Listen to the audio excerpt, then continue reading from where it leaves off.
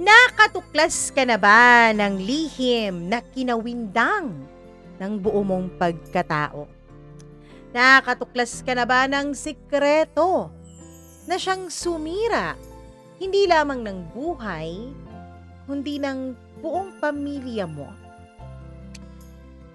Nako, huwag na nating patagalin pa. I know that you are excited para sa ating kwento na ito. Kaya kahit na linggo, maraming salamat at nandito pa rin kayo. Sinasamahan pa rin tayo para sa panibago na namang kwento natin. And as promised, pinipilit po natin na araw-araw talaga tayong merong upload para po sa inyong lahat. Kaya wag na nating patagalin pa. This is it! Mga kapamilya, charot lang. Eto na ang ating tampok na kwento sa araw na to. Dito lamang sa Dear Mama Mia.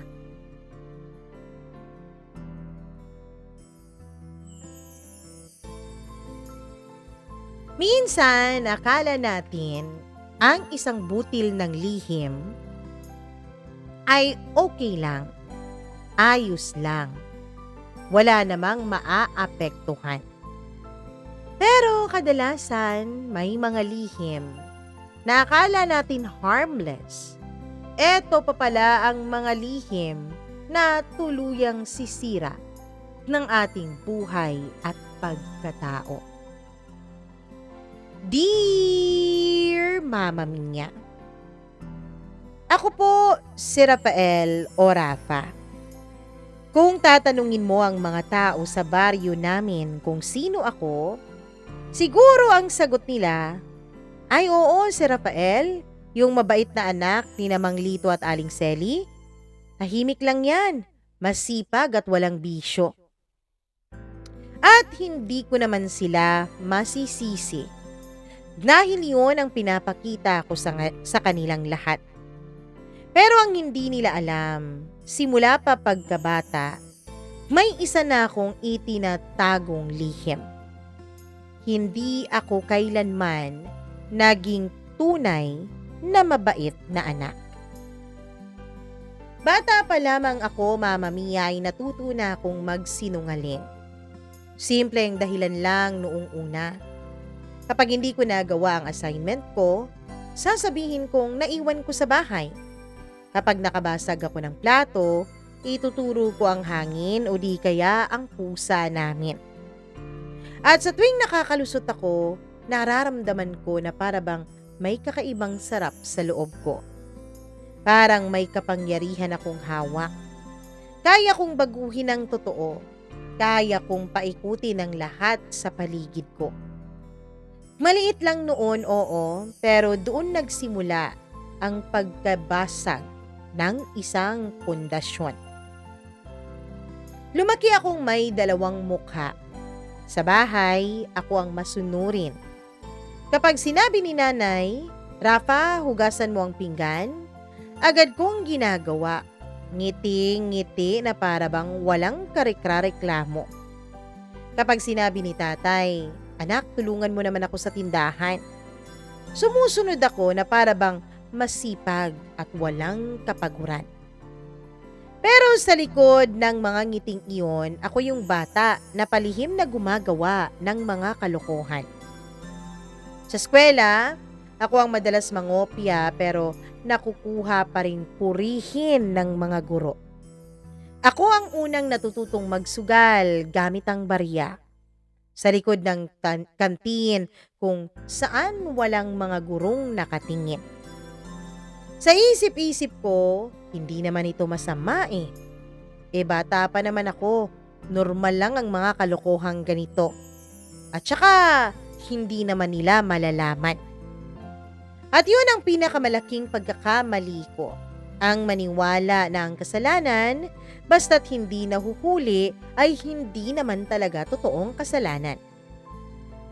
Hindi ko alam na bawat maliit na kasinungalingan ay parang bitak pala sa pader ng pamilya namin. At habang tumatagal, lalaki ng lalaki ang bitak na yon hanggang sa hindi mo na maayos pa. Alam mo ba kung ano yung pinaka-ironic, Mama Mia? Habang nagsisinungaling ako, habang nagtatago ako ng mga mali, pangarap ko pa ring maging dahilan ng pag-asenso ng aming pamilya. Gusto kong maging anak na ipagmamalaki nila. Gusto kong maging profesional balang araw. Magtagumpay at sabihing, salamat dahil sa sakripisyo ng pamilya ko, narating ko ito. Pero paano ko mararating iyon kung sa simula pa lang, mali na ang daan na tinatahak ko? Naaalala ko, isang gabi, nakaupo ako sa balkonahe ng bahay namin. Tahimik ang paligid. Maririnig mo lang ang huni ng kuliglig. Nakita ko ang tatay ko, nakaupo rin habang umiinom ng kape. Sabi niya, anak, balang araw, ikaw ang inaasahan ko. Ikaw ang magdadala ng apelyido natin. Ikaw ang magpapalakas sa pamilyang ito. Ngumiti ako at tumango, pero sa loob-loob ko, kinagat ako ng konsensya ko. Dahil alam ko kung anong klaseng lihim ang tinatago ko. Baka hindi ko matupad kahit isa sa mga pangarap niyang yun.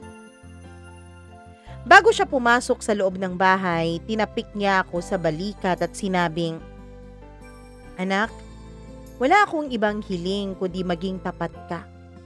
Kahit anong mangyari, huwag kang magsisinungaling. At yun ang tanong na paulit-ulit sumasagi sa isip ko, Mama Mia, hanggang ngayon. Bakit yun pa ang bilin niya sa akin? Kung yun mismo ang hindi ko naman kayang gawin. Nang tumuntong ako sa high school, doon nagsimula ang mas malalaking lihim. Kung dati ay simpleng pagsisinungaling lang tungkol sa assignment o sa mga plato, ngayon ay mas malalim na ang mga tinatago ko, Mama Mia. Sa klase namin, may grupo ng mga estudyanteng laging pasaway. Sila yung tipong kahit bawal lumabas sa oras ng klase, ay gagawa ng paraan para makalabas at makatambay sa tindahan. Isang araw, lumapit sa akin si Joel, isa sa kanila. Rafael, sama ka naman minsan. Hindi naman lahat ng bagay dapat masyadong sineseryoso. Relax ka rin. Nung una, Mama Mia, ay tumanggi naman ako. Pero ilang linggo, ilang paanyaya na, ilang pilit na pang-aasar, ay napapayag din nila ako. At doon nagsimula ang pagkakadikit ko sa maling barkada. Sa umpisa, simpleng soft drinks lang at chichirya. Pero kalaunan, may alak na. Tikman mo lang to, Rafael. Hindi ka magiging lalaki kung hindi mo kaya yung ganito kasimpleng lasa. At dahil nga ayokong makantsawan at matawag na duwag, ay sumubok ako. Mainit sa lalamunan, mapait sa dila. Pero may kakaibang tama sa ulo. At sa unang higop ng alak, para bang tumalon ako sa isang mundong hindi ko na kayang iwan at bitawan. Kinagabihan, pag uwi ko ay sinalubong ako ni nanay. O Rafa, bakit parang amoy alak ka? Napakunot noo ako. Pero mabilis akong nakapag-isip ng kasinungalingan. Nay, may natapong beer sa jeep. Siguro, dun ko nakuha tong naaamoy mo. Tinitigan lang niya ako pero hindi na siya nag-usisa pa. At doon ko naramdaman muli ang kapangyarihan ng kasinungalingan. Nakakatakot, pero aaminin kong nakaka-addict rin. Hindi nagtagal, Mama Mia, ay natuto akong magsugal kasama ang barkada. Una sa text at pogs, sumunod sa tong-its. Hanggang sa nagsimula kaming tumaya ng pera. Sa unang panalo ko ng 200 piso ay parang lumaki ako ng 10 taon sa loob-loob ko. Parang kayang-kaya ko nang bumili ng kahit na ano kahit wala pa naman akong trabaho. Pero hindi ko naisip na sa bawat taya ko ay unti-unti kong inaalisan ng tiwala ang sarili ko, pati na rin ang pamilya ko. Isang gabi, habang nasa mesa kami para maghapunan, ay biglang nagsalita si tatay. "Rafael, bakit parang lagi ka nalang ginagabing umuwi? Hindi ka na ba nag-aaral ng mabuti?" Ramdam kong tila bumigat ang dibdib ko. Ngumiti ako, kahit pilit, ay sinabi kong, Tay, may group study lang po kami. Mas maganda kasi kung sama-sama kaming nagre-review. Mas madaling tandaan yung aming mga pinag-aaralan."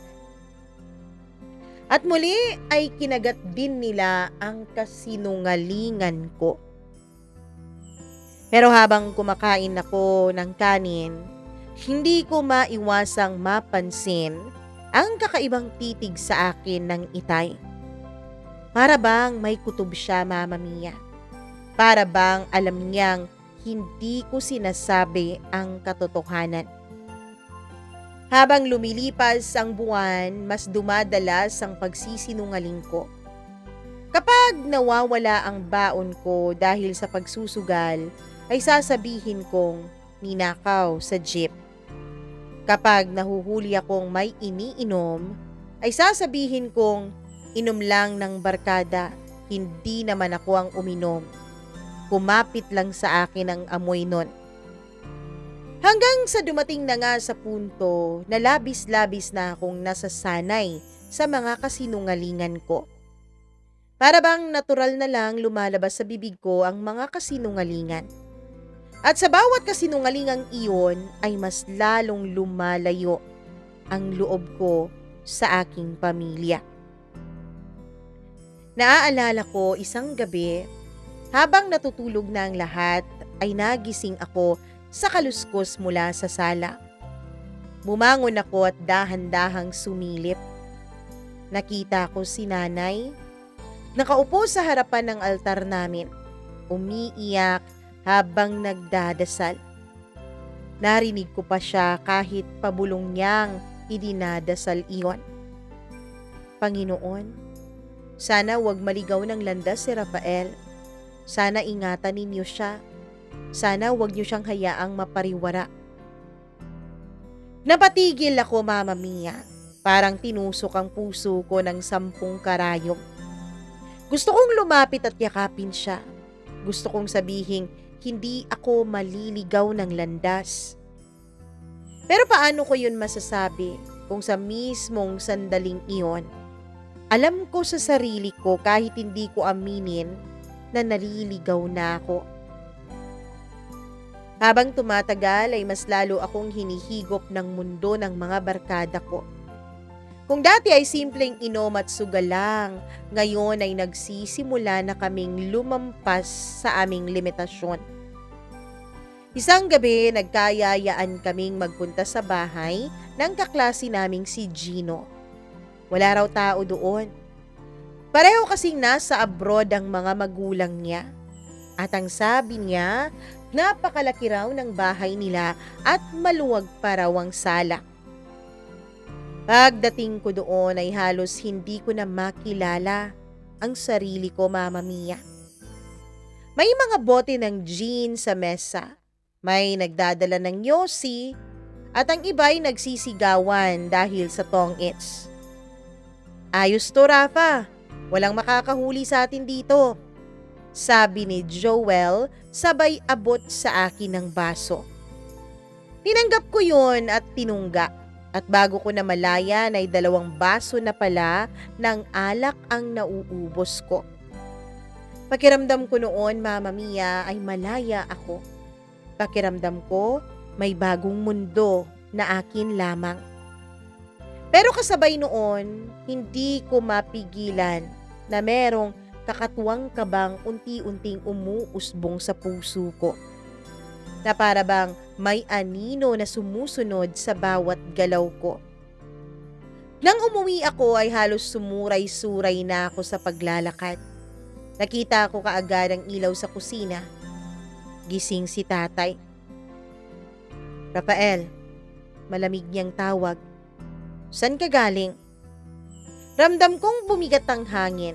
Hindi ko siya matingnan sa mga mata. Group study lang po ulit, tay. Tahimik siya. Tinititigan lang niya ako mula ulo hanggang paa. At sa titig niyang iyon, para bang nabasa na niya ang lahat ng mga kasalanan ko. Hindi siya nagsasalita, Mama Mia. Tumalikod siya at iniwan akong nakatayo sa may pintuan. Sa totoo lang, mas nakakatakot yun kaysa kung sinigawan na lang niya ako. Dumating ang araw ng quarterly exam namin sa paaralan. Siyempre, dahil lulong ako sa barkada, hindi ako nag-aral. Imbis na mag-review kasi ay ginagabi ako sa inuman kasama ang mga barkada ko. Nang lumabas ang resulta, bagsak ako. Hindi ko alam kung paano ko hihaharap kay nanay ang papel na iyon. Anak, ano to? Hindi ikaw to ah. Ikaw ang palaging may mataas na grado. Halos nanginginig na niyang tanong sa akin. Mabilis akong nakaisip ng dahilan. Siguro po kasi nay, sobrang hirap talaga nung exam namin eh. Kahit nga po si Joel bumagsak din. Pero alam kong hindi yun totoo. At mas masakit, nakita ko ang lungkot sa mata ng nanay. Para bang nararamdaman ko at nababasa ko na unti-unti nang naglalaho ang tiwala na binuon niya para sa akin. Mas lalo akong lumayo sa bahay. Kapag Sabado, imbis na tumulong kay nanay sa palengke, ay kasama ko pa rin ang mga kabarkada ko.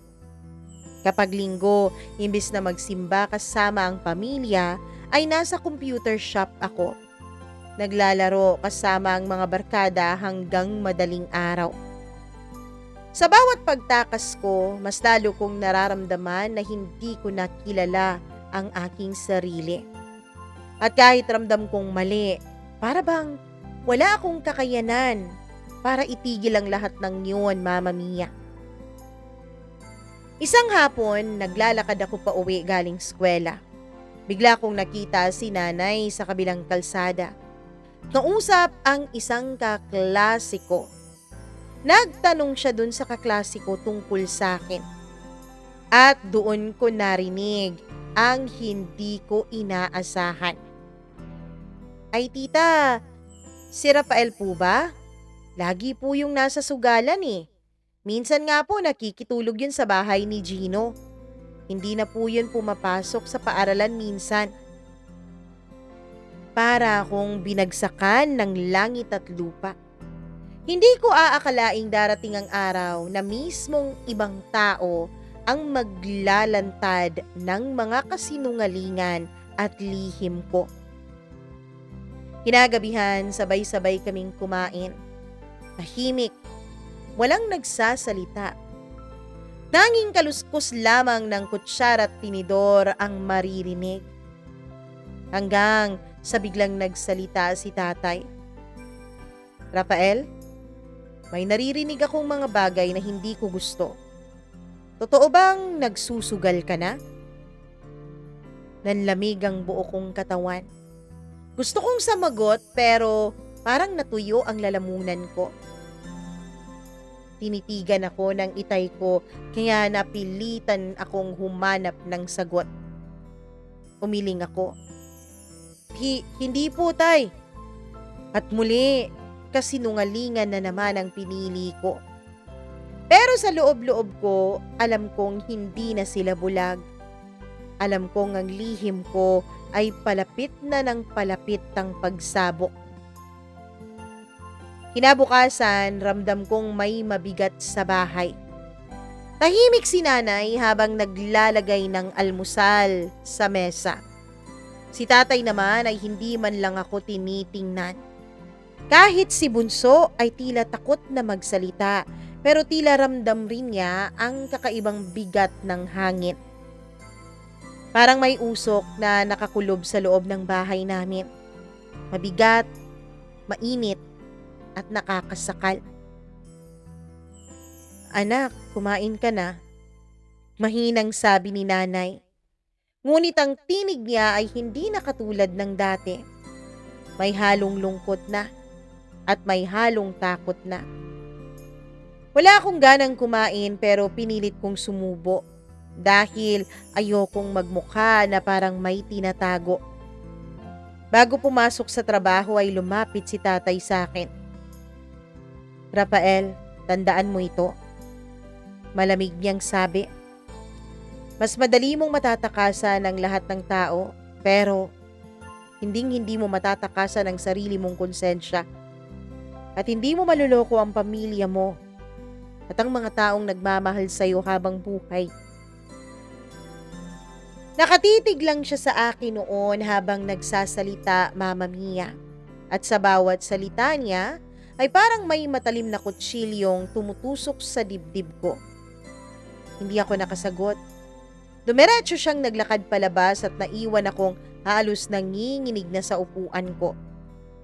Kinagabihan, kahit na pinagsabihan na ako, sumama na naman ako kina Joel. "Pre, chill ka lang dyan. Huwag mong isipin yung tatay mo." Tawa niya habang nagbubukas ng alak. "Tayo-tayo na lang ang magkasama. Sila, wala naman silang alam sa buhay natin. Puro na lang sila mando. Akala nila madaling maging tayo, no?" At doon ko napagtanto. Baka kaya nga ako kumakapit sa barkada dahil ramdam kong doon ako tanggap ng buo. Doon, walang sermon, walang tanong, walang bigat, walang pagmamando. Pero habang tumatagal, Mama Mia, nararamdaman kong parang itong isang kulungan na hindi ko kayang matakasan. Bawat bote, bawat taya sa sugal, bawat gabi ng ingay, para itong isang tanikala na palalim ng palalim ang higpit ng kapit sa akin. Isang gabi pag-uwi ko ay nadatnan ko si nanay sa sala. Nakahawak siya sa report card ko. Hindi ko alam na kinuha na pala niya iyon sa guru ko.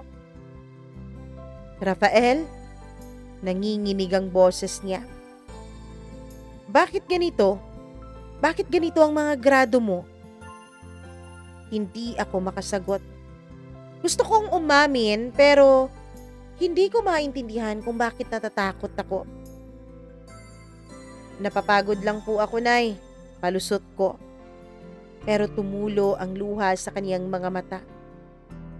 "Anak, hindi na ikaw ang Rafael na kilala ko. Hindi na ikaw yung anak na masipag, yung responsable, yung laging nakangiti. Nasaan na ang Rafael na yun? Kanino ko ba siya hahanapin, ha?" Para akong tinadyakan sa dibdib. Mas masakit pa pala yun kaysa sa anumang sermon. At bago ko pa siya masagot ay biglang bumukas ang pinto at dumating na si tatay. "Ano na naman, ha? Ano na naman ang ginawa mo, Rafael?" Malakas na sigaw ng tatay ko nung nakita niyang umiiyak ang nanay ko. Napatayo ako. "Wala naman, tay. Huwag nga kayong makinig sa mga sabi-sabi lang." "Mga sabi-sabi?" Tumataas ang boses niya. "Umiiyak ang nanay mo. Bagsak ang mga grado mo. Iniiwasan mo ang pamilya mo. Lagi kang wala dito. Saan ka ba talaga nagpupunta, ha?" Ramdam ko ang dugo kong sumisiklab na. "Bakit, tay? Wala ba akong karapatang magkaroon ng buhay? Kailangan ba palaging sa ilalim ng mga mata ninyo ang buhay ko?" Bigla siyang natahimik. Pati ang nanay ko ay tila ba umurong ang mga luha sa kanyang mga mata. Dahil sa unang pagkakataon, Mama Mia, sumagot ako ng ganon sa tatay ko. Walang kumibo. Si nanay, unti-unti na namang tumutulo ang mga luha sa kanyang mga mata habang hawak-hawak pa rin niya ang report card ko. Si tatay nakatitig sa akin na para bang hindi siya makapaniwala na ako ang anak niya. At ako, nakatayo lang sa gitna ng sala. Hinihingal at hindi alam kung ano ang mga susunod na mangyayari. Alam kong mula sa gabing iyon, hindi na magiging pareho ang tingin ng mga magulang ko sa akin.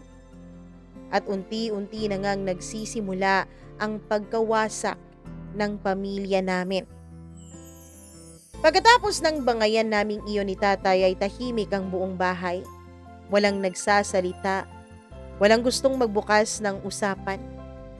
Kahit sa pagkainan, tanging kalansing lamang ng mga kubyertos ang maririnig. Minsan naiisip ko, mas masakit pala ang katahimikan kaysa sa sigaw, Mama Mia. Dahil ang katahimikan, parang unti-unting pumapatay sa loob mo. Dahil sa tensyon sa bahay ay mas lalo tuloy akong nagtatagal sa barkada ko. Araw-araw pagkatapos ng klase ay diretso na ako kina Joel o di kaya'y kina Gino. Nagiging paraiso ko na ang lumang barong-barong sa kanto kung saan sila nag-iinuman at nagsusugal.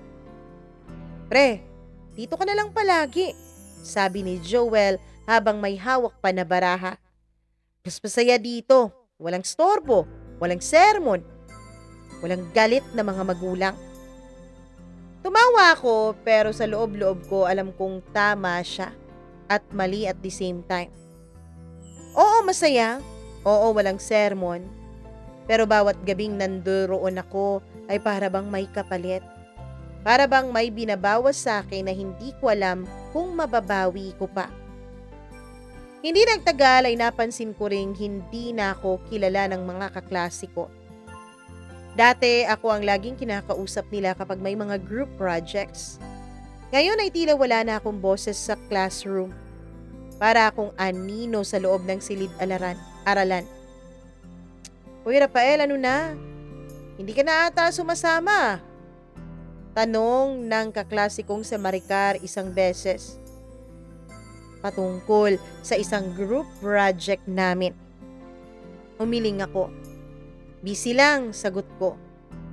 Pero kita ako sa mga mata niyang hindi siya naniniwala. At dun ko na-realize, Mama Mia, hindi lang pala pamilya ko ang unti-unting iniwan ko, kundi pati rin sarili kong kinabukasan. Isang gabi, nadatnan ko po ang tatay ko sa sala. Nakahiga sa upuan, hawak ang bote ng beer. Hindi niya ako tiningnan agad pero nang mapansin niyang dumating ako ay bigla siyang nagsalita. Rafael, huwag mong sayangin ang buhay mo. Huwag mong tularan ang mga barkada mo. Napatingin ako sa kanya. Bakit tay? Bakit kayo ganyan manghusga sa kanila? Ano bang mali sa kanila? At ano bang alam mo tungkol sa kanila? Suminghot siya at huminga ng malalim. Mali ang mundo nila. At kung ipipilit mong maging bahagi nun, sisirain ka nun. At kung masisira ka, masisira rin ang pamilya natin. Hindi ko alam kung anong mas mabigat, yung pananakot ba niya o yung katotohanang nararamdaman kong baka tama nga ang itay. Ilang linggo pa ang lumipas hanggang sa isang gabi ay nahuli ako ni tatay. Nakita niya akong lasing at halos hindi na makauwi ng maayos. Rafael! Galit na galit niyang sigaw habang hawak ako sa braso. Ano bang ginagawa mo sa buhay mo, ha? Nagpupumiglas ako. Tayo, wag niyo nga akong hawakan. Hindi ninyo ako naiintindihan eh. Hindi kita naiintindihan? Ako na ang nagsasakripisyo araw-araw para mapakain ka, mapag-aral ka, at ito ang isusukli mo sa akin, ha? Nanginginig ang katawan ko. Gusto kong sumigaw ng masakit ng mga masasamang salita pero pinigilan ko. Kaya ang ginawa ko ay tumakbo na lang ako palabas ng bahay. Iniwanan ko silang lahat sa likod ko. Mama Mia, hindi ako umuwi nung gabing iyon. Doon ako natulog sa barong-barong ng barkada. Doon, gaya ng laging sabi ni Joel, ay walang sermon. Doon, laging may halakhakan. Pero habang nakahiga ako sa malamig na sahig ay ramdam ko ang kirot sa dibdib. Rafael, wala kang ibang aasahan kundi sarili mo. Bulong ng isip ko. At kapag bumalik ka sa bahay, baka hindi ka na nila tanggapin. Bulong pa ng kabilang bahagi ng isip ko. At doon nagsimula ang tunay kong paglalayo sa kanila. At hindi lang para sa pamilya ko. Hindi lang ako lumalayo sa pamilya ko, kundi nilalayuan ko rin ang sarili kong anino. Kinabukasan, Mama Mia, nagising akong hindi dahil sa tunog ng tilaok ng manok o ingay ng nanay kong nagluluto sa kusina, kundi sa mabahong amoy ng alak at usok ng sigarilyo. Nasa barong-barong pa rin kasi ako ni na Joel. O pre, gising ka na pala. Bati niya sabay abot ng sigarilyo. Umiling ako. Hindi naman ako naninigarilyo, Joel eh. Ngumisi siya. Darating din ang panahon. Lahat tayo dadaan dyan eh. Hindi ko na sinagot pero sa totoo lang, ramdam ko na unti-unti akong hinihila ng mundong ito lalo. Para bang may puwersa na nagsasabing, dito nga ako nababagay. 2 araw akong hindi umuuwi ng bahay. 2 gabing iniwan ko ang pamilya ko nang walang pasabi. Nang sa wakas ay nagkalakas loob akong umuwi, ay inabutan ko ang bahay na tila nagluluksa. Si nanay walang kibo, nakaupo lang sa isang sulok, hawak ang rosaryo. Si tatay naman nakatingin sa akin ng matalim, hindi man lang kumukurap. At ang kapatid ko ay tahimik lang na nagmamasid. Rafael, pabulong na sabi ni nanay. San ka ba galing? Wala kang paramdam. Akala namin kung ano nang nangyari sa'yo. Wala akong masabi. Parang nalunok ko ang sarili kong dila. Pero hindi gaya ni nanay si tatay. Hindi siya malambing. Kung gusto mong sirain yung buhay mo, hala sige. Pero wag mong idadamay ang pamilyang ito. Malamig niyang sambit. At sa unang pagkakataon, Mama Mia, ay naramdaman kong parang hindi na nga talaga ako kabilang sa kanila. Lumipas pa ang ilang linggo at dahil sa dami ng araw na hindi ako pumapasok, ay pinatawag ang mga magulang ko sa paaralan. Mr. Santos, bungad ng principal. Ang anak niyong si Rafael malapit nang bumagsak. Kung magpapatuloy pa ito, baka hindi siya makapagtapos ngayong taon. Naroon ako sa tabi nila, nakayuko at hindi makatingin. Naririnig ko ang malalalim na buntong hininga ni nanay at ang impit niyang pag-iyak. At ang malamig na katahimikan ni tatay. Paglabas namin sa opisina ng principal ay hindi ko alam kung alin ang mas mabigat. Ang tingin ba ng ibang mga tao at estudyante sa akin o ang pakiramdam na bigo ako sa sarili kong pamilya? Isang gabi, Mama Mia, habang pauwi ako mula sa barkada ay bigla kaming hinarang ng grupo ng mga tambay sa kabilang kanto. Hoy, mga bata pa kayo pero ang yayabang nyo na. Sabi ng isang mas matanda, hawak ang bote ng gin. At dahil doon, dahil nga hindi rin naman kami nagpapatalo ay nagkainitan, Mama Mia. Hanggang sa isang iglap ay may tumama sa pisngi ko. Isang suntok. At bago pa ako makalaban ay sabay-sabay na silang dumagsa. Ang dami-dami pala nila at nagtago lang yung iba. Naramdaman ko na lang ang dugo sa bibig ko. Ang sakit ng sikmura ko at ang bigat ng katawan kong bumagsak sa lupa. Huwag na kayong magpakita rito! Sigaw nila bago umalis. Mama Mia, naiwan ako doon. Duguan, basag ang muka at halos hindi na makahinga. At sa gabing yun, unang beses kong naisip, ganito ba talaga ang kapalit ng pagpili ko sa landas ng mga kabarkada ko? Pag-uwi ko ay nadatnan ko si nanay sa sala. Nagulat siya nang makita ang itsura ko. Rafael, anong nangyari sa'yo? Halos pasigaw niyang tanong habang nagmamadaling kinuha ang gamot at bulak. Habang ginagamot niya ako ay napansin ko ang luha sa kaniyang mga mata. Hindi ka ba talaga naaawa sa sarili mo, anak? Hindi mo ba naiisip na unti-unti ka nang nawawala sa amin? Hindi ako makasagot. Pero sa loob-loob ko, mas masakit pa ang natuklasan ko noong gabing yon. Dahil habang abalang nag-aalaga si nanay sa aming pamilya, ay narinig ko silang mag-asawang nagtatalo sa kusina.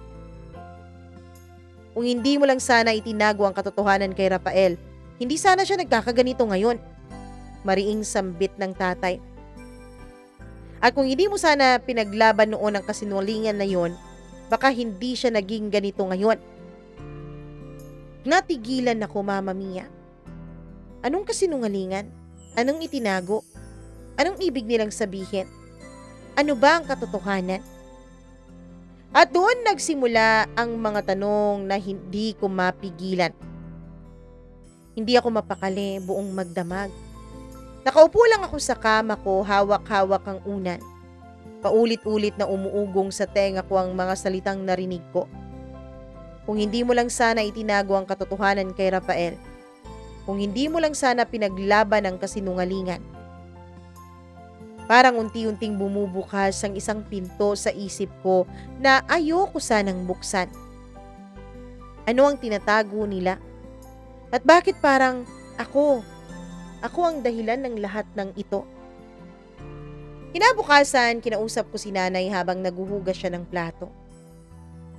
Nay, narinig ko kayo ni tatay kagabi. Ano bang ibig niyong sabihin? Ano yung tinatago ninyo sa akin? Napatigil siya. Tumigil ang kamay niya sa paggalaw ng plato pero hindi siya lumilingon. Rafael, anak, huwag mo nang ungkatin yon, hindi mo na kailangang malaman. Mas mabuti pang mag-focus ka na lang sa pag-aaral mo. Pero ramdam ko sa boses niya ang panginginig. Ang takot na baka madulas siya numang oras. At yun ang nagpaigting palalo sa kagustuhan kong matuklasan ang lihim na yon. Ayaw niyo lang sabihin kasi alam niyo na masasaktan ako, 'di ba? Napakagat siya ng labi. Tumalikod at pinahid ang luha na pilit niyang itinatago. At kung masasaktan ka nga, Rafael, kakayanin mo ba? Hindi ako makasagot sa tanong niya. Pero sa puso ko, mas lumalalim ang apoy ng paghahanap ng kasagutan. Gabi na nung umuwi si tatay mula sa trabaho. Nagkatinginan kami habang nasa hapagkainan. Tahimik at mabigat. Ano ba talaga ang tinatago niyo sa akin, ha? Diretsahan kong tanong nung hindi na ako makatiis. Huminto si tatay sa pagsubo ng pagkain at tumitig sa akin. Hindi pa ito ang tamang oras, Rafael. Hindi tamang oras? Kailan ba magiging tama ang oras? Kung hanggang ngayon nalulugmok na ako, wala man lang kayong paliwanag. Bigla niyang ibinagsak ang kutsara at tinidor. Kung hindi ka sana nagre-rebelde, kung hindi ka sana sumasama sa mga maling barkada, di sana ay mapapadali ang lahat. Napahawak ako sa dibdib ko. Ako? Ako ang may kasalanan? Ako ang mali? Paano kung kayo ang may tinatago? Paano kung kayo ang may dahilan kung bakit ako naging ganito? Naramdaman kong nanginginig ang katawan ko. Galit na galit habang si tatay naman ay nakatingin lang sa akin na para bang may mga salitang ayaw niyang bitawan. Makalipas ang ilang araw ay nag-umpisa akong maghalungkat. Kapag walang tao, hinahalungkat ko ang silid nila. Ang mga lumang aparador, ang mga baul na halos napuno na ng mga alikabok. At doon ko nakita ang isang sobre. Lumang sobre na kulay kayumanggi. Halos kupas na at nakapangalan sa akin. Nang buksan ko ay bumungad ang isang birth certificate. Pero hindi iyon ang inaasahan kong makita. Dahil sa haligi ng father's name, hindi po buong pangalan ng tatay ko ang nakalagay. Iba, ibang tao ang nakalagay doon. Nanginginig ang kamay ko na para bang gumuguho ang buong mundo ko. Parang isang sampal na hindi ko alam kung papaano tatanggapin. Kung ganun, sino ako? Sino ang tunay kong ama at bakit kailangan nilang itago sa akin ang lahat? Sa sobrang bigat ng natuklasan ko ay wala akong ibang pinuntahan kundi ang tropa kong si Joel. Pre, di ko na alam kung sino ako eh. Sabi ko habang pinapakita sa kaniyang dokumento. Nagulat siya pero halata sa mga mata niya ang kakaibang ningning. Pre, ibig sabihin nito, matagal ka nang nilang niloloko? Pati pamilya mo, hindi mo na talaga mapagkakatiwalaan eh, oh. Tumango ako. Luhaan. Hindi ko alam kung saan ako tatayo. Hindi ko alam kung saan ako nababagay. Pinalibutan ako ng barkada. Dito ka na lang sa amin. Total, hindi mo naman tunay na pamilya yung tatay mo eh. Kami na lang ang pamilya mo ngayon. At sa unang pagkakataon ay nakaramdam ako ng init na hindi ko naramdaman kahit kailan sa buhay. Ngunit hindi ko alam na unti-unti pala nila akong hinihila papalapit sa impyerno at kapahamakan. Simula nung natuklasan ko ang lihim na dokumento ay para akong nilamon sa kawalan. Bawat oras na dumaraan para akong estranghero sa loob ng bahay namin. Hindi ko na matingnan si nanay sa mga mata. Si nanay kapag lumalapit para bang may pader sa pagitan namin. Kaya't mas lalo akong napalapit kay Joel at sa barkada. Sa kanila ko nakikita ang pagtanggap, ang tinig na nagsasabing, dito ka kabilang, dito ka mahalaga. Hindi ko na iniwasan ang mga inuman, hindi ko na pinagtatalunan ang mga trip nila. Kahit minsan ay alam kong lumalagpas na sa tama. Ang mahalaga lang sa akin ay may mga taong nakikinig kahit wala silang sagot. Isang gabi na sa tambayan kami sa gilid ng isang abandonadong gusali. May mga bote ng alak sa sahig. Makapal na usok ng sigarilyo na humahalo sa hangin. Habang tumatawa ang barkada ay bigla akong tinapik ni Joel. Pre, kung gusto mong makalimot, meron akong dala dyan. Bumunot siya ng isang maliit na pakete, kulay puting pulbo. Sa isang iglap, Mama Mia, ay lalong tumigil pa ang oras para sa akin. Alam kong bawal, alam kong delikado, pero sa puso ko, mas malakas ang boses na nagsasabing, ano pa bang mawawala sa iyo, Rafael? Isa lang para makalimutan mo ang lahat. Pangungumbinsi pa sa akin ni Joel na may mapanuksong ngiti.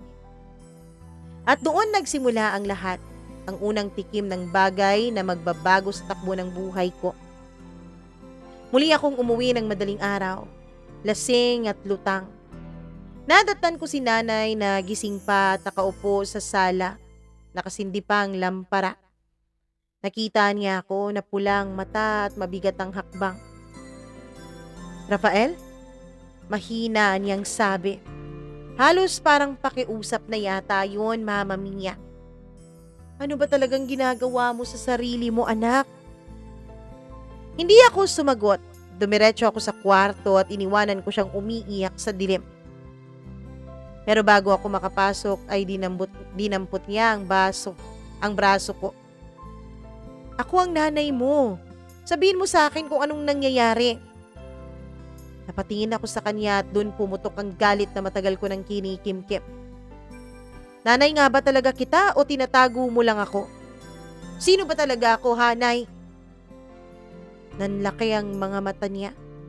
Hindi siya makasagot at doon ko nakumpirma na totoo yata ang lahat ng hinala ko.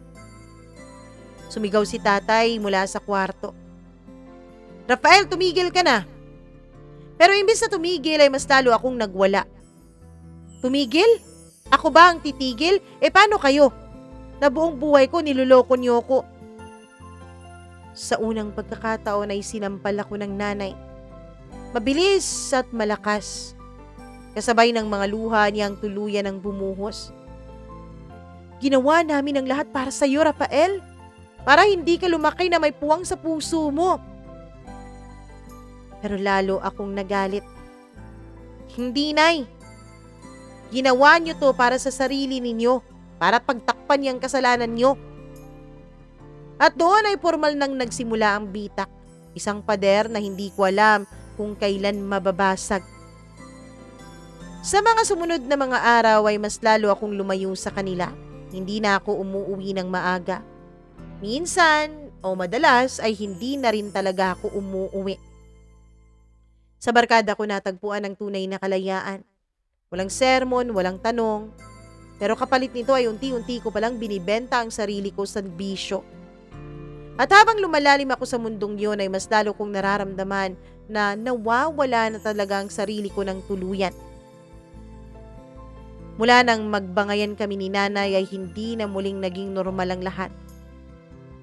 Kahit nakakasalubong ko siya sa bahay ay para kaming dalawang mga taong estranghero sa isa't isa. Si Tatay naman ay hindi na rin niya ako tinitignan ng diretsyo. Lagi lang siyang nakayuko. Abala ko no sa trabaho pero ramdam kong iniiwasan niya lang ang mga tingin ko. Sa bawat katahimikan ng bahay ay mas lalo kong naririnig ang ingay sa loob ng isipan ko. Mga tanong na wala namang sagot. At para matakasan ay mas lalo kong nilunod ang sarili ko sa barkada. Isang gabi, nasa isang madilim na iskinita kami. Ang barkada abala sa pagtatawanan pero ako ay wala akong gana noon.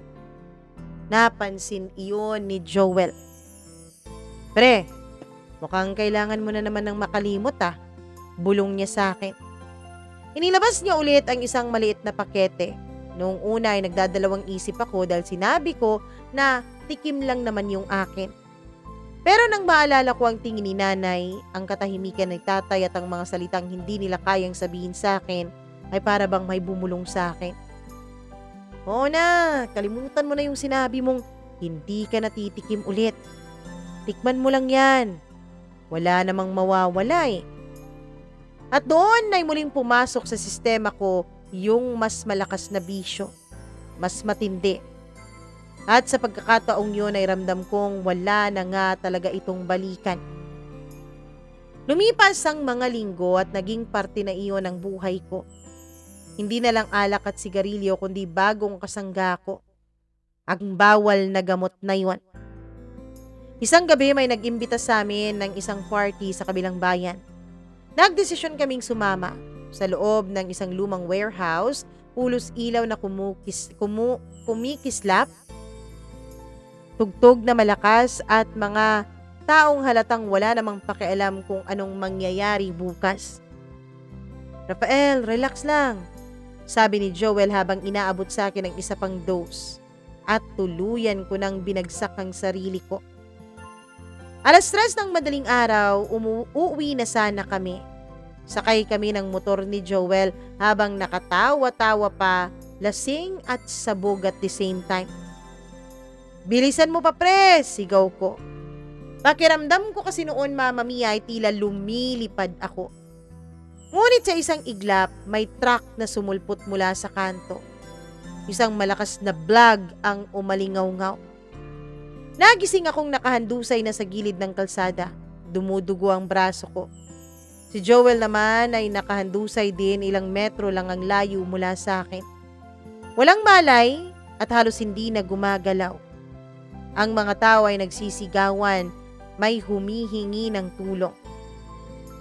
Mama Mia, sa totoo lang, nung mga panahon na yon ay naisip kong, eto na nga ba ang magiging katapusan ko?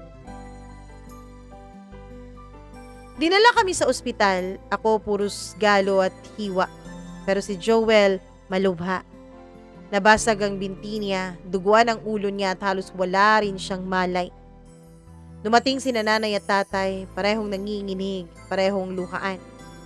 Nakita nila akong nakahiga sa kama, naka-dextrose. Anong pinasok mo sa buhay mo, Rafael? Sigaw ni Tatay na nanginginig ang tinik. Habang si Nanay naman ay walang ibang ginawa kundi hawakan ang kamay ko at umiyak ng tahimik. At doon parang biglang sumabog sa akin ang lahat. Oo, galit ako sa kanila. Oo, nagtatampo ako. Pero bakit ganito? Bakit pati sarili ko pinaparusahan ko? Kinabukasan, nalaman kong critical pa rin si Joel at ako ay ligtas na. Sa unang pagkakataon, hindi ko alam kung dapat ba akong matuwa o matakot. Sa ospital, habang nakahiga ako, naririnig ko ang mga bulungan ng mga tao. Yan kasi, puro bisyo, kaya ayan, muntik nang mamatay. Sayang, alam mo, sabi-sabi nila matalino raw yan dati. At sa bawat salitang yun ay para akong tinutusok ng libu-libong karayom. Hindi ko na alam kung saan ako pupunta.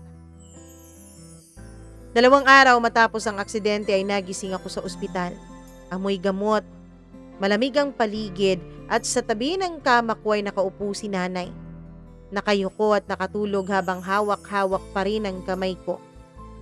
Nung una, naisip ko na baka panaginip lang ang lahat ng to, pero nang sumakit ang katawan ko at nang makita ko ang benda sa braso ko at ang tahi sa noo ko, nun ko lang naalala ang totoong mga nangyari. Hindi ko na naisip ang sarili ko agad. Ang una kong naalala ay si Joel. Nasaan siya? Kamusta na kaya siya? Maya-maya ay pumasok si tatay. Seryoso ang mukha niya. May halong pagod at galit. Pagkakita niya sa akin ay hindi siya agad nagsalita. Ako na ang unang bumuka ng bibig ko, Mama Mia. Tay, si Joel po, buhay po ba siya? Napakagat si tatay sa labi habang pinipigilan ng emosyon. Oo, buhay siya, sagot niya ng malamig. Pero malubha, hindi na makakalakad ang kaibigan mong yon. Nabasag raw kasi ang gulugod niya. Parang biglang binagsak ang mundo ko. Hindi na makakalakad si Joel at yun ay dahil sa akin. Habang sinasabi yun ni tatay, pumasok ang pamilya ni Joel. Ang nanay niya ay galit na galit. Diretsyong lumapit sa akin. Rafael! Anong ginawa mo sa anak ko, ha? Kung hindi ka nakisama sa mga kalokohan, hindi mangyayari ito. Hindi ako nakapagsalita. Nakatingin lang ako sa sahig, nanginginig ang katawan ko. At sa gilid ng mata ko ay nakita ako si Joel. Nakaratay sa stretcher at walang malay. Puro tubo at benda. Doon ko lang talaga naramdaman kung gaano kalalim ang sugat na nilikha ko, Mama Mia. Pagkalis ng pamilya ni Joel ay hindi ko na napigilang humagulgol sa harap ng nanay at tatay ko. Ako to, Nay, Tay. Ako ang sumira sa lahat. Kung hindi ako nakisama, kung hindi ko tinikman ang bisyo, wala tayo sana dito ngayon. Hinawakan ako ni nanay pero hindi siya nagsasalita. Luha lang ang bumubuhos mula sa kaniyang mga mata. Si tatay naman ay nakatayo lang. Mahigpit ang kamao, nanginginig ang kamay, ang panga. Galit pero pinipigilan. Kinabukasan, dumating ang mga pulis. Hindi dahil namatay si Joel pero dahil aksidente yon at sabog kami nung mga panahon na yon. Nalaman nila ang totoo dahil may mga test na ginawa sa amin sa ospital. At sa harap ng lahat ay sinabi ng pulis, Rafael, maaari kang makasuhan. Minor ka pa pero hindi nangangahulugan na makakalusot ka na. Para akong binuhusan ng malamig na tubig. Hindi lang pala sakit ng katawan kundi pati batas ay hahabol sa akin. Pag-uwi namin mula ospital ay tahimik lang ang bahay. Walang bumabanggit tungkol sa nangyari pero ramdam ko lahat sila nakakaramdam na. Si nanay abala sa gawaing bahay pero wala na ang dating lambing. Si tatay ay laging nasa trabaho at umuuwi ng pagod at hindi man lang na ako kinakausap. At ako laging nakakulong sa kwarto ko. Iniisip ko kung ito na ba talaga ang wakas ko. Tuwing gabi ay paulit-ulit kong naririnig ang tinig ni Joel sa isip ko. At paulit-ulit ko ring naririnig ang boses ko. Pre, bilisan mo pa. Tapos yung malakas na blag ng banggaan. Minsan nananaginip ako na nakatayo si Joel sa harap ko. Nakangiti pero walang binti. At nagigising ako sa sarili kong sigaw dahil sa bangungot na yon. Doon ko lang naisip, hindi lang sugat sa katawan ang nakuha ko. May sugat akong daladala na hinding-hindi na yata gagaling pa. Makalipas ang 1 linggo ay pinatawag kami sa barangay. Ang pamilya ni Joel ay naroon. Si Joel mismo dinala sa wheelchair at nakapikit lang. Maputla pero buhay. Doon ko siya muling nakita. At parang nagdurugo ang puso ko nang makita ko ang dating masigla at malakas kong kaibigan na ngayon ay tila hindi na makakabangon pa ulit. Ang nanay niya, si Aling Rosa, ay hindi na nagpatumpik-tumpik pa. Ano pa bang dapat nating gawin dito, Kap? Wala nang hustisya ang anak ko. Buhay nga siya pero wala na ang kinabukasan niya. At sino ang may sala? Etong anak nila. Sabi niya sabay duro sa akin. Napayuko ako pero hindi ko magawang tumingin sa kanila. Hindi ko rin kayang humingi ng tawa dahil pakiramdam ko wala nang halaga ang anumang salita mula sa akin. Mga magulang, sabi ni Kap, ang batas ang magsasabi ng tamang hakbang pero malinaw na may kapabayaan, may kasalanan at hindi pwedeng hindi yun panagutan. Kahit anong paliwanag ni tatay na aksidente lang ito at hindi ko naman sinasadya, ay hindi pa rin matanggap yun ng kabilang pamilya. Sa huli ay nagpasya pa rin sila na itutuloy nilang pagsampa ng kaso. Dinala ako sa presinto para pansamantalang ikulong habang iniimbestigahan. Bilang minor de edad, hindi ako sinama sa mga hardened criminals. Pero ang pakiramdam ko ay para na rin akong bilanggo sa impyerno. Malamig ang semento, madilim ang paligid, at bawat oras na dumadaan, paulit-ulit kong naririnig sa isip ko ang iyak ni nanay. Ang galit ni tatay at ang buntong hininga ni Joel. Doon ko naramdaman na ito na talaga ang simula ng parusa ko. Kinabukasan ay dinalaw ko ni nanay. Pagkakita niya sa akin ay agad siyang napaiyak. Rafael, anak, bakit mo ba talaga ito ginagawa sa sarili mo? Bulong niya sa nanginginig na boses. Hindi ko siya masagot, basta niyakap ko na lang ang nanay ko habang umiiyak kaming dalawa. Pero kahit anong lambing niya, ramdam kong may lamat na. Na kahit anong yakap ay hindi na kayang punan noon ang lahat ng mga masasakit na salitang nasabi namin sa isa't isa. Dinala ako sa husgado. Ang pamilya ni Joel ay naroon ulit, kumpleto. Ang nanay niya ay muling nagsalita. Hindi ko matanggap na matapos lang sa sorry ang lahat ng to. Ang anak ko habang buhay nang mamumuhay dyan sa wheelchair niya. Samantalang ito, sabi niya at dinuduro ulit ako. May tsansa pang magbago. Hindi patas ang mundo. Ang hukom ay seryoso na tila ba walang emosyon. At sa ilalim ng batas, sabi niya ay may pananagutan ng kabataan na nakagawa ng kapabayaan kahit ito ay aksidente lamang. Kailangang may kapalit na konsekwensang lahat. Hindi ako diretso na ikukulong, pero ipapasok ako sa isang juvenile facility. Isang lugar para sa mga minor de edad na nagkasala. Doon ko mararanasan kung paano mabuhay na parang wala ng halaga. Kung paano titignan ng lipunan ng isang katulad ko bilang salot. Habang dinadala ako roon ay nakatingin ako sa bintana ng sasakyan. Nakita ko ang mga batang naglalaro sa kalsada, malaya, masaya, gaya namin ni Joel dati. At sa loob-loob ko ay tinanong ko ang Diyos, bakit hindi na lang ako pinutulan ng pag-asa? Bakit si Joel pa? Pagdating ko sa pasilidad ng mga kabataan ay parang ibang mundo ang sumalubong sa akin. Matataas na pader, bakal na gate at bawat sulok ay may bantay. Akala ko noon ay juvenile lang na parang eskwelahan na may disiplina, pero hindi pala. Parang kulungan din. Amoy pawis at amoy kalawang. Mga batang kasing edad ko, may iba mas bata pa nga eh. Nakatingin sa akin na para bang bago akong laruan pagdating ko. Bago! Sigaw ng isa at tumawa naman yung iba. Naramdaman ko agad ang kilabot. Doon ko naisip, hindi lang konsensya ko ang hahabol sa akin dito, kundi pati kapwa ko na nandito.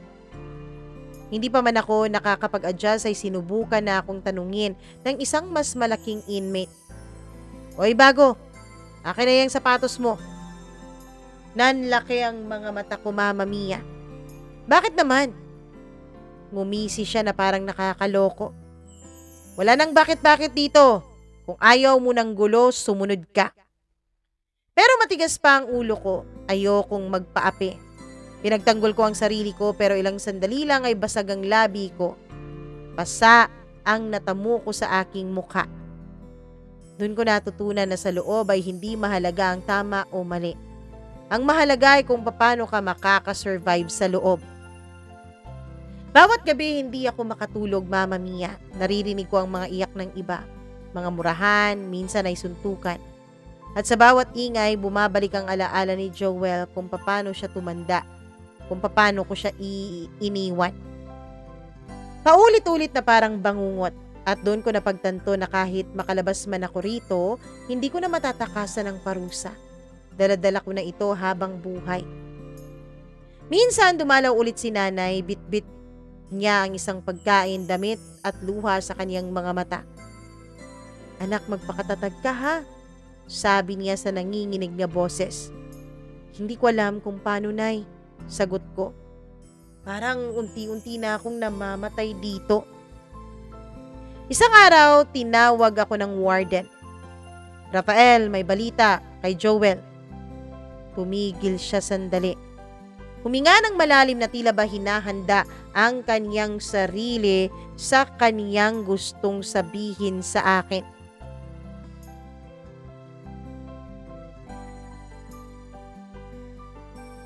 Pumanaw na siya. Parang bumagsak sa akin ang langit at lupa. Nawala ako sa sarili ko. Hindi ko na alam kung paano ako tatayo pagkatapos ng balitang iyon. Si Joel, ang kababata ko. Ang taong kasama kong mangarap ay patay na. At ako ang dahilan ng kaniyang kamatayan. Pinayagan akong makapunta sa burol ni Joel pero may bantay. Pagdating ko sa bahay nila, lahat ng tao ay nakatingin sa akin na tila ba may mga galit. May nagsisit-sit, may nagsabi na, yan ata yung pumatay kay Joel. Lumapit ako sa kabaong. Nakita ko siya nakapikit na para bang natutulog lang. At nung nakita at nasilayan ko nga ang mukha niya ay doon na tuluyang bumigay ang mga luha ko. Joel, patawarin mo ko. Bulong ko. Pero alam kong huli na ang lahat, Mama Mia. Pagkatapos ng libing ay hindi na ako nakayanan ng barangay namin. Kahit mga dati kong kaibigan ay umiwas na sa akin. Pati mga kamag-anak namin hindi na makatingin ng diretso sa akin. Parang nawala na yata ako ng lugar sa mundong ito. At yun ang pinakamasakit, Mama Mia. Muling nagharap sa korte para sa kaso. Dahil sa pagkamatay ni Joel ay mas naging mabigat pa ang parusa na hinihingi ng pamilya niya para sa akin. Sa huli ay hinatulan ako ng pagkakakulong hanggang umabot ako ng legal na edad. Pagkatapos ay nakasalalay kung lalaya ba ako o dediretso pa sa mas matinding kulungan. Habang binabasa ang hatol, pakiramdam ko ay lumulubog ang mga paa ko sa lupa. Eto na, wala na akong takas. Bago ako tuluyang ikulong muli ay dumalaw muna si nanay. Niyakap niya ako ng mahigpit na para bang ayaw na niya akong bitawan. Anak, kahit anong mangyari, anak pa rin kita ha. Hindi kita pababayaan. Pero Mama Mia, kahit sinasabi yun ng nanay ko sa akin ay kita ko sa mga mata niya ang sakit, ang pagkapahiya at ang panghihinayang. At dun ko nasabi sa sarili ko, ako mismo ang sumira sa pamilya ko. Ako mismo ang lihim na nagwasak sa aming lahat. Lumipas ang mga taon sa loob. Nasanay ako sa madilim, sa malamig, sa konsensya kong paulit-ulit na bumubulag sa mga mata ko. Minsan naisip ko sana wag na akong makalaya pa. Dahil paano pa ako babalik sa mundo na ako mismo ang sumira? Ang lihim ko, ang gabi ng mga lasing na desisyon, ang gabi ng kapabayaan, yun ang unti-unting kumain at sumira hindi lang kay Joel, kundi sa mga pamilya namin.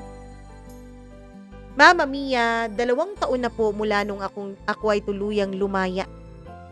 Sa ngayon ay nandito pa rin ako sa bahay. Ako po ay nagbabantay ng maliit naming tindahan. Hindi na ako kailanman kinibo ng kinilala kong tatay. Nanay ko na lang ang pumapansin sa akin. Pati nga bunso kong kapatid ay ayaw na akong kibuin dahil siguro sa pagkapahiya na naranasan niya dahil sa pagkakakulong ko. Ang nanay ko, Mama Mia, ang nanay ko ay lagi akong kinukumbinsi na kung gusto ko raw ay pwede raw akong bumalik sa pag-aaral sa ALTS o Alternative Learning. Pero hindi ko alam kung kakayanin ko pa ba. Sa totoo lang, sa bawat araw na lumilipas ay dinadasal ko na sana sunduin na lang din ako ni Joel para matapos na ang lahat ng paghihirap ko. Dahil kahit ngayon na nakalaya na ako ay hindi pa rin talaga ako pinapalaya ng pamilya ni Joel. Lagi pa rin nila akong tinitignan ng masama. Kinukomentan at minimessage sa mga social media accounts at yun ang dahilan kung bakit hindi na po ako nagso-social media. Hindi ko alam kung ano ang dapat kong gawin, Mama Mia. Hindi ko alam kung papaano ba ako makakabangon o kung babangon pa ba ako. Sa lahat po ng nakikinig ngayon, sana po wag niyong gayahin ang mga pagkakamali ko, lalong-lalo na sa mga kabataan. Kasi hindi madali. Kasi hindi na maibabalik pa ang mga nasayang na panahon. At kung nagkamali ka ng sobrang laki, napakahirap ng makabangon at makabawi pa. Maraming salamat po, Mama Mia, sa pagbabasa mo nitong kwento ko. Hanggang dito na lamang po ako. Lubos na gumagalang at nagsisisi. Rafael.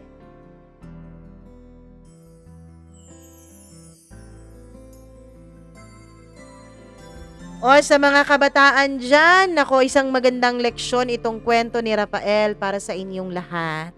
Kasi 'di ba, kapag bata tayo, lagi nating iniisip na yung ating mga magulang ay ating mga kalaban, yung ating mga magulang ay ating mga kontrabida sa mga buhay natin. Pero sana, bago muna tayo gumawa ng mga masasamang desisyon, isipin natin na hindi lang buhay natin ang pwedeng masira, kundi buhay din ng iba. Maraming salamat, Rafael, sa pag-share mo ng iyong napakagandang kwento dito sa ating programa. Sa lahat po ng nakikinig ngayon, lalong-lalo na sa mga magulang, nako, paki-like at paki-share ng videong ito para naman mapakinggan at mabasa ng inyong mga anak at ng iba pang mga kabataan, para naman kahit papaano, kahit dalawa o isa na bata ay magkaroon ng inspirasyon at hindi mapariwara. Maraming salamat po sa inyong lahat sa inyong pagsubaybay nitong ating programa at pag-abot hanggang dito sa puntong ito ng kwento ni Rafael. Nako, please do subscribe to our channel kung hindi pa po kayo subscriber, para naman po, nako, na-update kayo araw-araw kapag meron tayong bagong upload. So, pagkatapos mag-subscribe, click the notification bell para lagi talagang updated, ganun. At syempre, tulungan nyo rin ako na makaabot sa 100,000 subscribers na pinupuntirya. Grabe, yun talaga ang term. Pinupuntirya natin para sa taong ito. Please do help me. And speaking of help, meron din tayong bagong YouTube channel. Ayan po sa baba yung link. That's Encounters with Mama Mia. ENCOUNTERS, Encounters with Mama Mia. Kung hindi nyo po mahanap, kung isi-search ninyo, ayan na po yung link, 'di ba? Please do subscribe dahil may mga kwento din diyan na mga kwentong kakaiba kaysa sa mga kwento dito. At syempre, kakaiba din ang pagbabahagi natin ng kwento. Pero hindi pa po yan araw-araw na may upload, ha. Susubukan po natin kapag hindi po tayo masyadong busy. Nako. Anyways, hello ako sa ating mga members. O kung nagpa-member na po kayo pero hanggang ngayon hindi pa po kayo nababasa o nasa shoutout, ang dahilan po ay dahil advance po ang ating recording. Ito ay para sa September 7 na September 7 na, ang tawag dito, episode. Pero na-record po ito ay August 28. Ayan, piyesta dito sa Cagayan de Oro. Nagre-record ako, hindi ako nakipiesta. Charot. Anyways, hello ako sa ating mga members na lagi naman talagang nakasubaybay. Ay ako sa bago nating mga members na si Colleen Bueno, Janice Linian, Nits Pabualan, Maria Elena Abe. Maraming salamat. At syempre kay Easy Gale, kay Freaky, kay Mila Raduban, kay Angeline Puaso, kay Maureen Tugab at Gimaras Girl. Maraming salamat po sa hindi ninyo pagsasawang magsubaybay o sumubaybay. Ano ba yan? Mali-mali ang Tagalog. Sumubaybay nitong ating channel. Hello rin ako kay Rebecca Jeneline Del Moro. Maraming salamat sa iyo. Hi din kay Jennifer Lingaza. Maraming salamat. Chrislyn Cabael, kay Jean Juan, maraming thank you. Cheryl Ikban, maraming salamat. Athena Hulo, Bland RB0458, thank you very much. Hello rin kay Jaime Rodriguez, Primate Body Massage Spa. Ayan, hello sa inyo. Hello rin kay Lady Pink. Maraming salamat. Eric Gomez, Rowena Bernisto, Janice Villar, Elena Lynn. Maraming thank you. Hi din kay Clarinel Miguel. Maraming salamat. Hello rin kay Virgie Lopez, kay Jerpy Maria, maraming salamat. Magkumari Vlog, kay Grace Sarmiento, maraming thank you din kay Nicanix, Marvy Montesilio, Reynanti Padilla, Jean 88, maraming salamat. Hello rin kay Miriam Gutierrez. Hello rin kay Liana, maraming salamat. Jaya Diagan, ayun. Gahil Red Fox, maraming thank you. Hello rin kay Ano Bono, maraming salamat all the way from Batangas. At sa lahat po ng ating mga tagapakinig. Sa mga hindi nabasa, baka sa susunod nating kwento ay ikaw na ang mababasa natin. And speaking of kwento, please kung may sarili kayong kwento, huwag kayong mag-atubiling mag-email sa atin, mamamia.cdo0317@gmail.com. Mwah! I love you all so much. Maraming salamat. Ako po si Mama Mia. Mag-ingat po kayo palagi. Bye-bye!